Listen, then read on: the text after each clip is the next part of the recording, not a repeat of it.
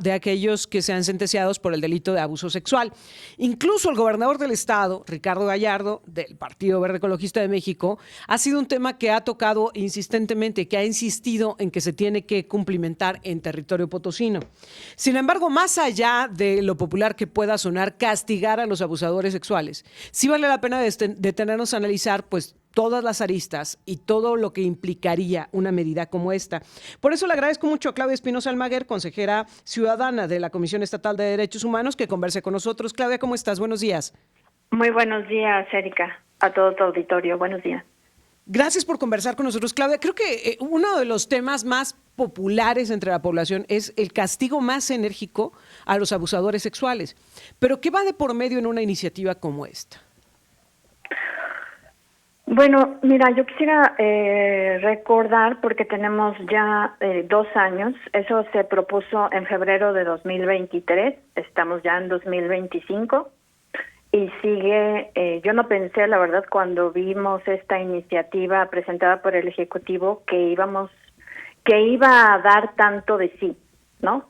No jurídicamente hablando, porque no se ha decidido, el Legislativo no ha tomado una decisión sobre ella, pero digamos en el discurso público que iba a estar constantemente, desde mi perspectiva, siendo usada como un distractor bastante indignante, porque recordemos que al menos desde 2008, Erika, tenemos ya más de 10,000 víctimas de delitos sexuales, que son principalmente mujeres, niños, niñas, algunos adultos mayores, y además 4,172 eran para el momento, para 2023, cuando el gobernador propuso esto, llevábamos 4,172 víctimas de violación en el estado.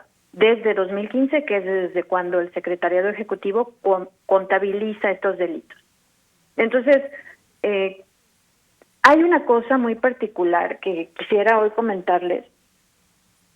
Y a propósito de esta reforma, y a propósito, por ejemplo, de otra reforma que seguramente va a dar de sí otro ratito, va a distraer un poco más, que es ahora esta que se va a presentar de los incendios, por ejemplo. Pero digamos, aplica lo mismo para estas ideas novedosas, aparentemente, que resuelven problemas de carácter social y de seguridad. Nosotros desde el derecho penal y desde la política criminal, hace poco falleció un doctor alemán que se llamaba Klaus Roxin, que nos decía que el legislador, quien produce la ley, o quien más bien tiene facultades formales para crear la ley, nunca se plantea de qué manera debe configurar una conducta. En este caso, la configuración de un tipo penal, que les denominamos, que es lo que alcanzamos a advertir en el Código Penal. Sí. Esa configuración tiene una técnica formal y debe de ser tan sencillo que cualquier ciudadano pueda comprender cuáles son las conductas que ameritan pena de prisión, pero debe ser tan técnico que el penalista pueda usarlo en una acusación. Es decir, para el Ministerio Público, Erika, es la herramienta de trabajo más importante, claro, junto con el de procedimientos, ¿no? Y entonces nos decía Klaus Roxin que cuando se hacían estas propuestas no se trataba de preceptos penales que buscaran resolver o que tuvieran efectos de protección a la ciudadanía, sino que ensalzaban ciertas cuestiones ideológicas o se aprovechaban, digamos, de la circunstancia cultural que tenía una determinada comunidad para simular que se estaba sirviendo y que iba a ser útil esa reforma.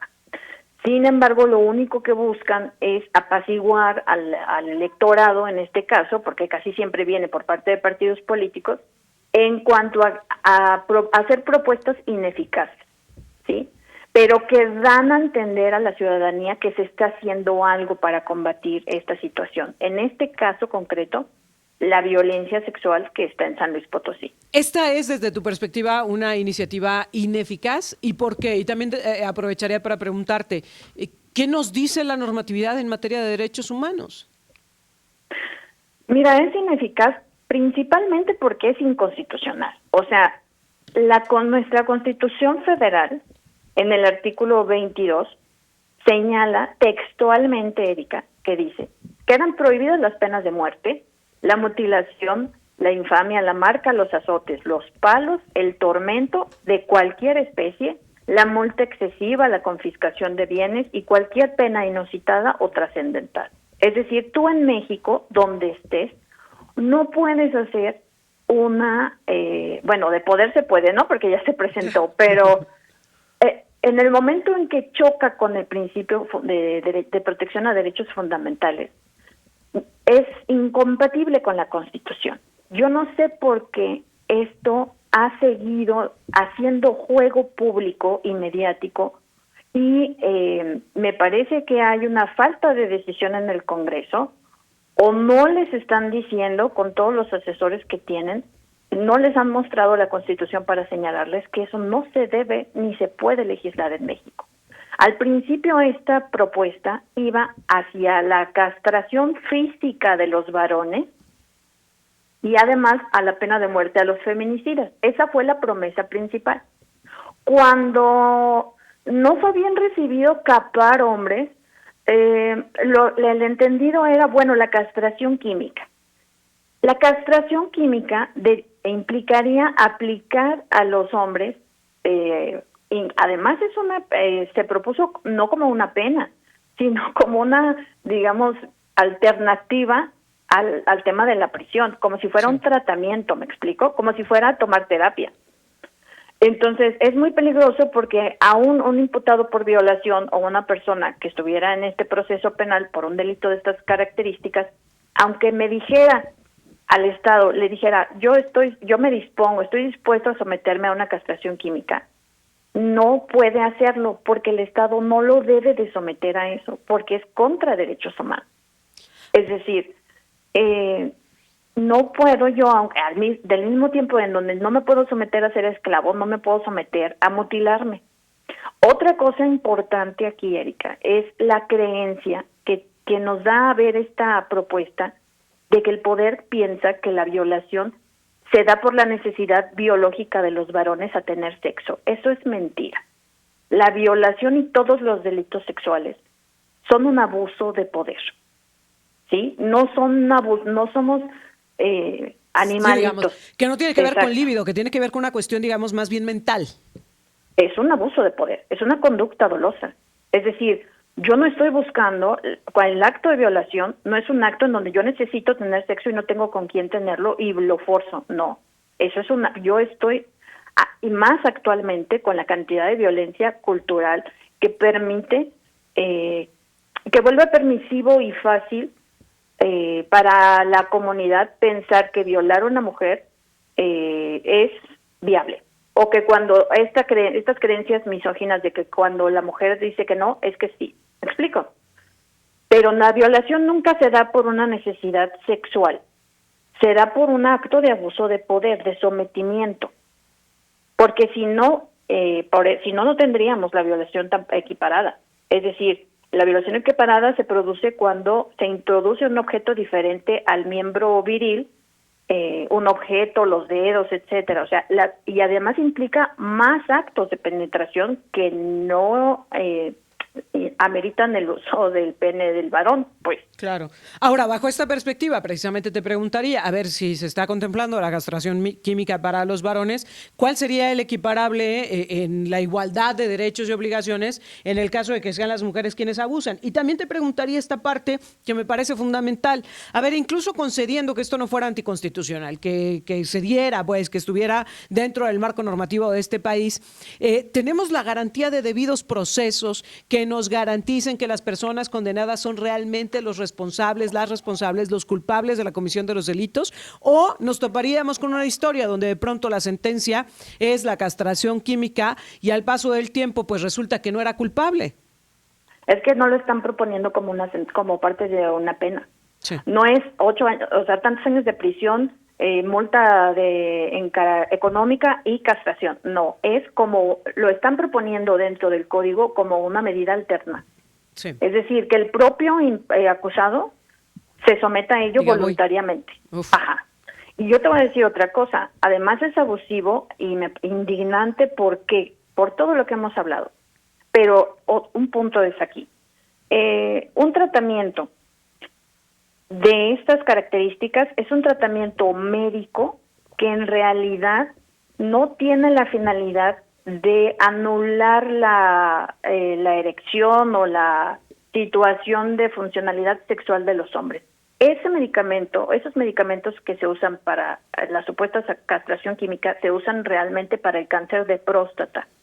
Entonces, estos tratamientos se saldrían del mercado para entrar a usarse como si fuera como parte de esta sanción, claro, ¿no? Y eso implica un costo, Erika. Estos medicamentos, por ejemplo, un tratamiento entre 96, digamos, y 192 meses de esta medicina, que implicaría la pena de prisión, o sea, equivaldría a la pena, al tiempo de pena de prisión por violación, es un gasto entre 480,000 y 960,000 pesos como mínimo, porque además tendrían que solventar no solamente el medicamento o los medicamentos que les inyectan a los varones que tienen cáncer, sino además las consecuencias médicas que tiene ese tema de la castración, porque es un bloqueo de carácter hormonal sobre la testosterona y sobre otras cosas de carácter médico. Pero, es decir, tendrías a una persona enferma, a un imputado enfermo, por la falsa creencia de que la violación es porque no puede evitar penetrar gente, ¿no? Uf. ¿Ves que esto prospere? ¿Se va a quedar ahí en una ocurrencia? Porque lo peor es que podría prosperar. ¿Ves que esto prospere o que se quedará nada más en una promesa política? Mira, si esto prospera, yo ya lo creo todo, porque la verdad yo no pensé, te digo, me estoy sorprendida que haya durado este cuento 2 años. Creo que hay una falta de valor por parte del Congreso del Estado, porque apegado a estricto derecho es inconstitucional. No pueden plantearlo así. Y en su momento dijeron, inclusive hace 2 años, cuando empezaron esta historia, que iban a buscar expertos particulares en materia penal para que trabajaran gratis y consiguieran un documento que superara una acción de inconstitucionalidad. No la superan, no la superan. Va a ser una entre más de las 96 reformas que le han hecho a este Código Penal que tenemos en San Luis, que está desde 2014, que la tira la Suprema Corte. Uy. La tira. Claudia Entonces, Espinosa, sí. Finalmente yo sí invitaría a la gente, Erika, para reflexionar de que sí se pueden hacer cosas en el delito de violación, cosas útiles, pero esto es una burla para las víctimas y está mal hecho. Claudia Espinosa Almaguer, pues yo te agradezco muchísimo que nos permitas tocar el tema, es bastante delicado y tú ya lo ponías sobre la mesa de manera muy clara, te lo agradezco mucho. Muchas gracias a ustedes, buen día. Muy buenos días, bueno, qué situación, mucho que hablar al respecto, pero